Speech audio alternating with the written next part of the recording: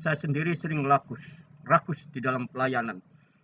Ingin melayani semua hal, semua tempat, semua usia. Ya, di tengah sibuknya kita, ternyata kita tidak memiliki waktu untuk diri kita sendiri dengan Tuhan.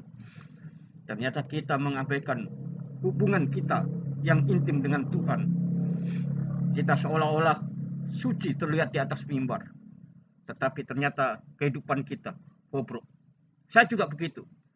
Saya rakus di dalam pelayanan, rakus melayani ke sana, rakus melayani ke sana, ke sini.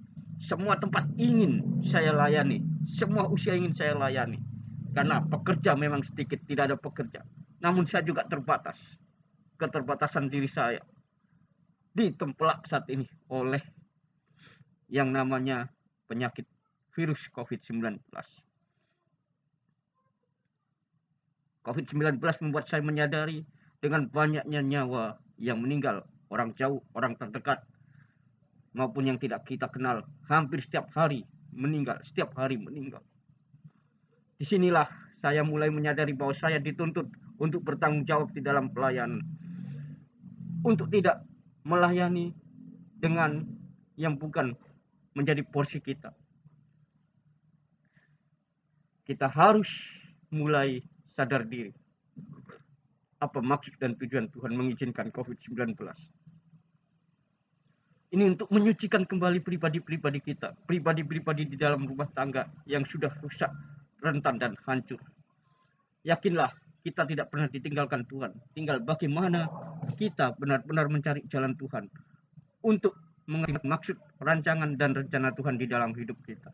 Mari kita berdoa terus-menerus pada era pandemi COVID-19 ini, sehingga tujuan Tuhan di dalam hidup kita, makna panggilan kita, benar-benar kita pahami dan kita mengerti. Kita tidak sembarangan melayani, kita tidak sembarangan ambil bagian, tetapi kita benar-benar hanya mengambil yang menjadi bagian kita, yang menjadi bagian saya di dalam pelayanan Tuhan, yang sudah diberikan Tuhan kepada saya untuk kita, yang untuk saya pertanggungjawabkan.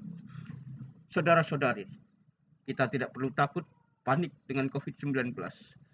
Karena dengan demikian, saudara-saudari akan menjadi semakin mendekat dengan Tuhan, mencari panggilan Tuhan sesungguhnya di dalam hidup saudara-saudari, Bapak, Ibu, adik-adik yang terkasih. Apa mau Tuhan di dalam hidup kita? Apa yang ingin Tuhan kerjakan di dalam hidup kita untuk menyatakan karyanya di dalam mewartakan Injil? Mari kita terus berkarya hanya untuk Tuhan. Serahkan hidupmu sepenuhnya untuk Tuhan, jangan menyerah. Tuhan memberi